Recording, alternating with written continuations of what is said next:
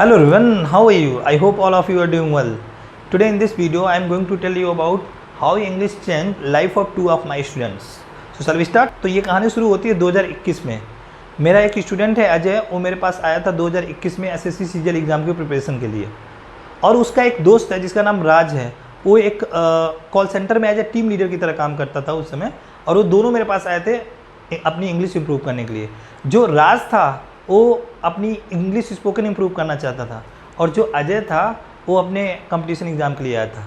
तो मैंने क्या क्या चीज़ें उनको गाइड की और कैसे की वही मैं आपको शेयर करूंगा. एक चीज़ और, उन्हें पता था कि मैं भी एक हिंदी मीडियम का स्टूडेंट रहा हूं, और मैंने कैट में 98 परसेंटाइल स्कोर किया था और एसएससी सीजीएल में सेलेक्टेड हूँ. और इवन मैंने अपनी इंग्लिश स्पोकन भी इम्प्रूव की. कैसे मैं फ्लुएंटली अब बोलता हूँ वो सब चीज़ें मैंने उनसे शेयर की. तो क्या मैंने चीज़ें उनको गाइड की, और मैंने कैसे जो इम्प्रूव किया था ना अपने पे अप्लाई करके, वही चीज़ें मैंने उनको गाइड की. तो आज मैं वही चीज़ें आपको शेयर करने वाला हूँ. और आप सोच रहे हो कि क्या सिर्फ दो ही स्टूडेंट को मैंने सक्सेसफुल कराया है, या सिर्फ दो ही स्टूडेंट्स सेलेक्टेड हुए हैं.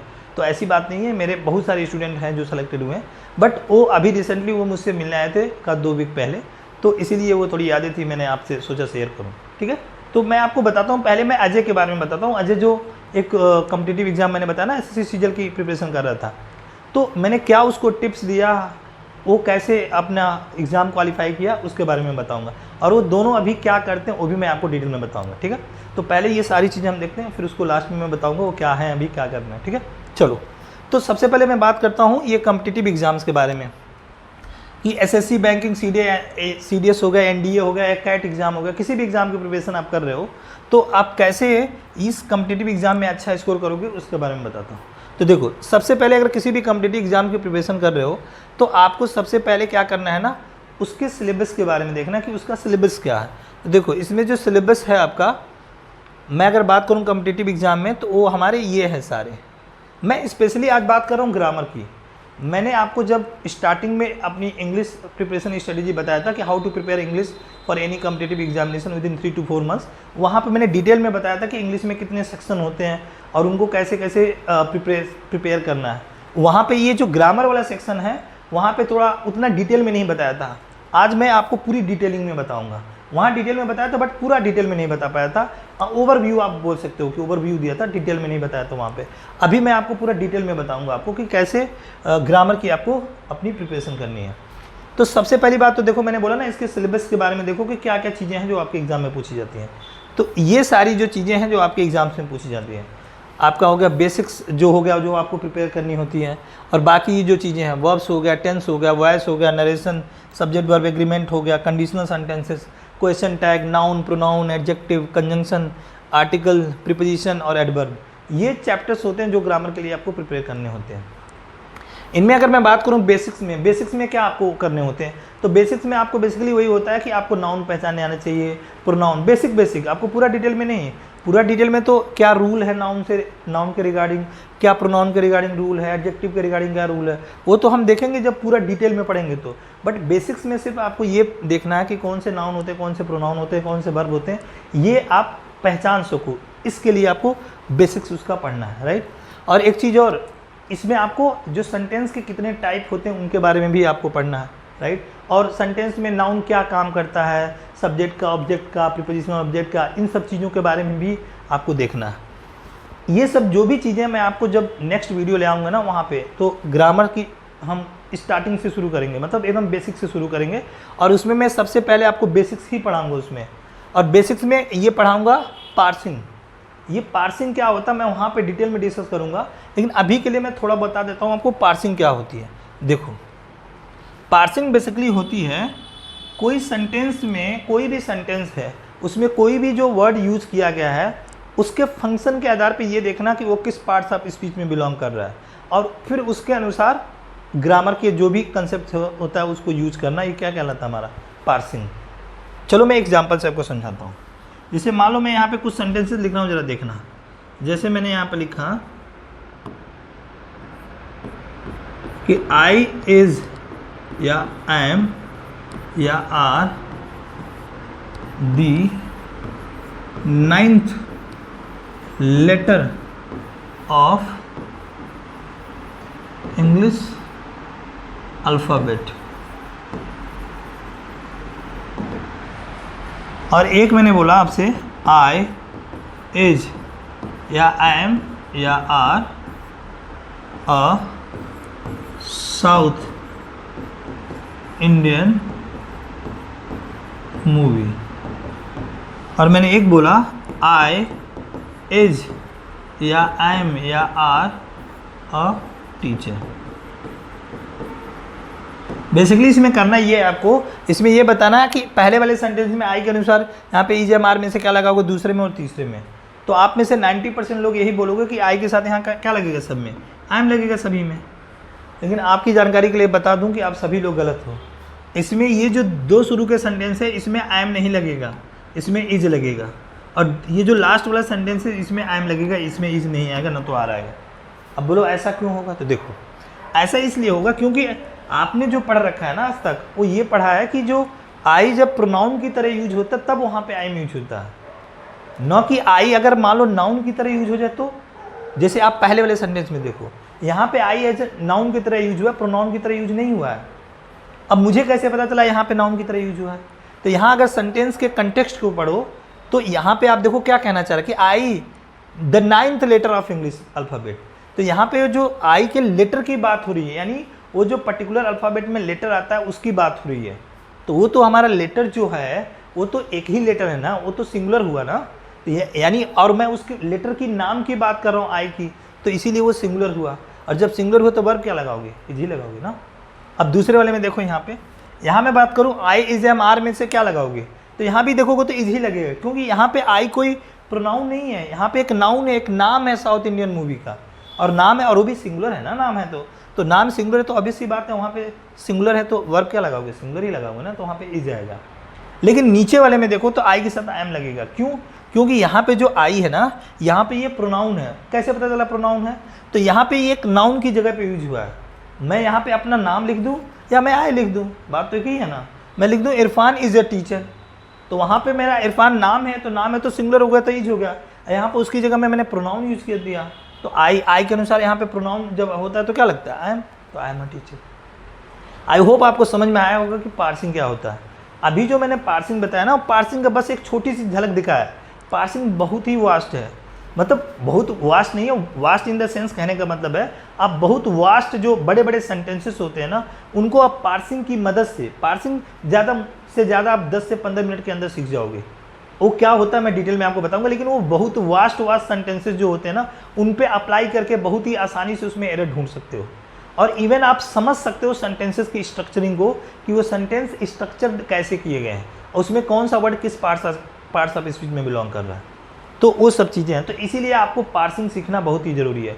मैं नेक्स्ट जो वीडियो लेके आऊँगा उसमें मैं पार्सिंग को डिटेल में आपको समझाऊंगा, राइट। और जब आप देखते हो ना न्यूज़पेपर में जो बड़े बड़े सेंटेंसेस होते हैं, उन सेंटेंसेस को आप बहुत ही आसानी से समझ जाओगे कि ये सेंटेंसेस की फ्रेमिंग कैसी हुई है, और इसमें कौन सा सब्जेक्ट है, कौन सा वर्ब है, कौन सा ऑब्जेक्ट है। मैंने बताया था ना आपको, बेसिक में ये चीज़ें जरूर जानी हैं, तभी आप चीज़ों को आसानी से आप एरर निकाल पाओगे, राइट। तो इसीलिए आपको ये पार्सिंग सीखनी है, और वहाँ पे आप सब्जेक्ट ऑब्जेक्ट को पहचान पाओगे। अब जितनी भी सेंटेंस में स्ट्रक्चरिंग कैसे की गई है, एवरीथिंग आप उस सेंटेंस को पूरा एनालाइज कर पाओगे, ठीक है ना। तो उन सब चीज़ों को हम आगे नेक्स्ट वीडियो में करेंगे। अभी हम आगे देखते हैं कि आगे ये तो समझ गए पार्सिंग में, देखो और क्या करना है, और बाकी ये सब जो चैप्टर्स हैं वो करने हैं। एक चीज़ और, अगर मैं बोलूं कि ये बहुत सारे बच्चे मुझसे पूछते हैं कि सर इसमें सबसे इंपॉर्टेंट चैप्टर्स कौन से हैं, तो इनमें देखोगे ना जो ये शुरू के जो चैप्टर्स हैं 7, और एक ये प्रीपोजिशन, ये जो चैप्टर्स हैं 8, ये 90% वेटेज कैरी करते हैं। अगर आप इन 8 चैप्टर को बहुत ही मतलब थोड़ा डिटेल में पढ़ लो, तो आप देखोगे ना, अगर 100 मार्क्स के पेपर आएंगे तो आराम से आप 90+ स्कोर कर सकते हो। हाँ, पूरा स्कोर करने के लिए आपको ये पूरे चैप्टर पढ़ने पड़ेंगे, बट हाँ इसकी इंपॉर्टेंस ध्यान रखना, ये बहुत ही इंपॉर्टेंट ये चैप्टर्स, ठीक है।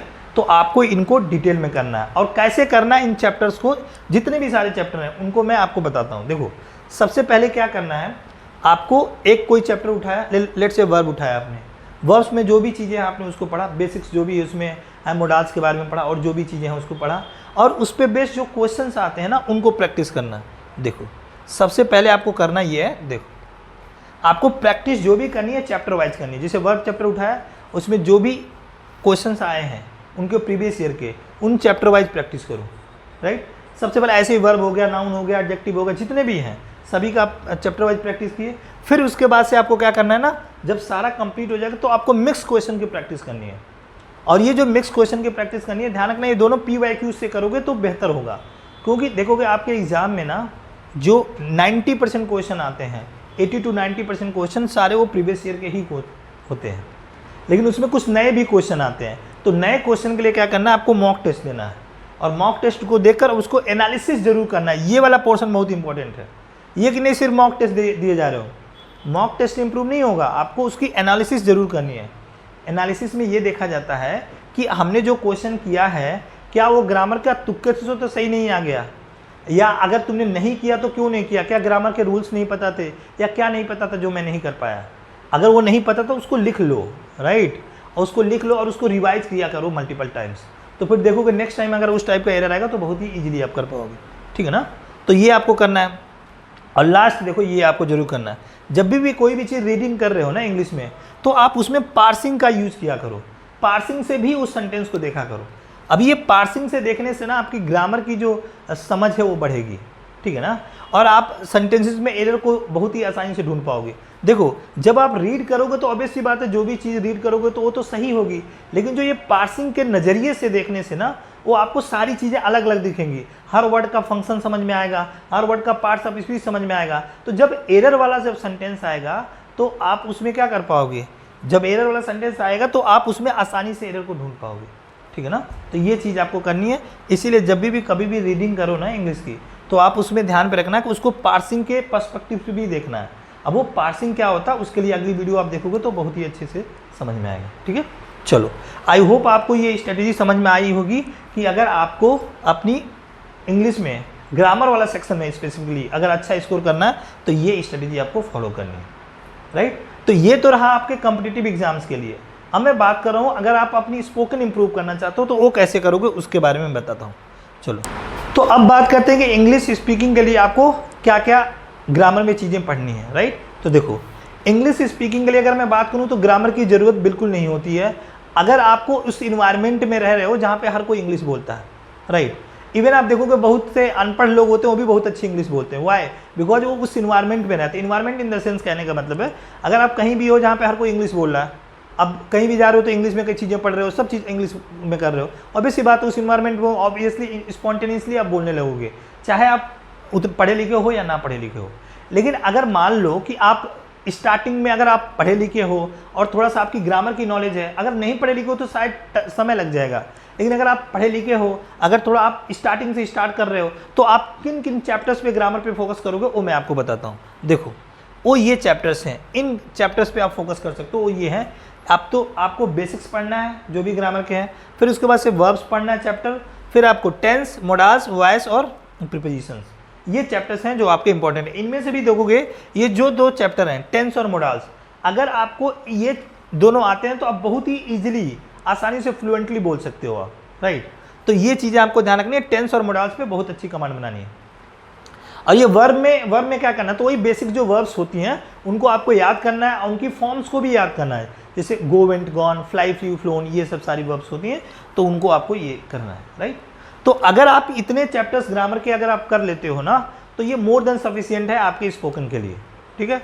आपको स्पोकन में मेनली जो फोकस करना है वो आपको बोलने पर फोकस करना है। आप जितना ज़्यादा बोलोगे उतना ज़्यादा अपने आप को उस इन्वायरमेंट में रखोगे। इंग्लिश मूवीज़ देखो, आप जो भी दोस्त है आपके इंग्लिश में बात करते हो उनके साथ रहो, तो इससे क्या होगा ना, आप देखोगे या कोई बुक पढ़ो तो इंग्लिश में पढ़ो, राइट, न्यूज़पेपर इंग्लिश में पढ़ो, तो ये चीज़ें ना आपको उस इन्वायरमेंट में डालेंगे कि आपके सबकॉन्शियस माइंड में इंग्लिश चला जाएगा, तो आप स्पॉन्टेनियसली फ्रिक्वेंटली निकलेगा मुँह से, राइट। तो वहाँ पर आपको सोच के बोलने की भी जरूरत नहीं पड़ेगी और बहुत जल्दी बोलोगे आप।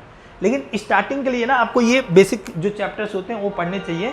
जैसे कि आप टेंस हो गया, अब टेंस का मान लो आपने प्रेजेंट इंडेफिनिट टेंस पढ़ लिया तो उसके कुछ 20-25 क्वेश्चंस बना लो और उसको क्या करो, प्रैक्टिस करो बोल के।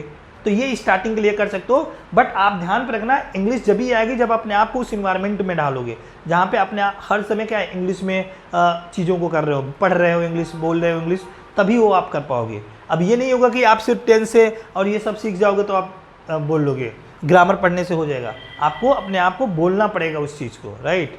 तो इन चीज़ों को आपको ध्यान रखना है, राइट। तो ये है आपको करना है किस लिए, ग्रामर करना है आपको इंग्लिश स्पोकन के लिए, और बाकी मैं कॉम्पिटिटिव एग्जाम के लिए बताइए आपको क्या करना है। अब मैं बताता हूँ जो दोनों दोस्त थे उनका क्या हुआ। तो जो राज था ना, राज जो मैं बता रहा था ना टीम लीडर के तौर पर उस समय काम करता था, वो आज उसी मतलब कॉल सेंटर में एज ए मैनेजर के पद पे नियुक्त है। और वो जो मैं बता रहा था अजय, वो आज एक्साइज इंस्पेक्टर है। तो आप सोच सकते हो कि कहने का मतलब ये है कि कोई भी अगर चीज़ अगर राइट डायरेक्शन में किया जाए तो आप देखोगे उसमें आप बहुत ही अच्छा परफॉर्म करोगे। ठीक है, तो आई होप कि आपको ये स्ट्रेटेजी समझ में आई होगी। बाकी जो नेक्स्ट वीडियो होगी हमारी इस पर बेसिक्स होगी, उसको हम नेक्स्ट वीडियो में देखेंगे। ठीक है, चलो थैंक यू सो मच।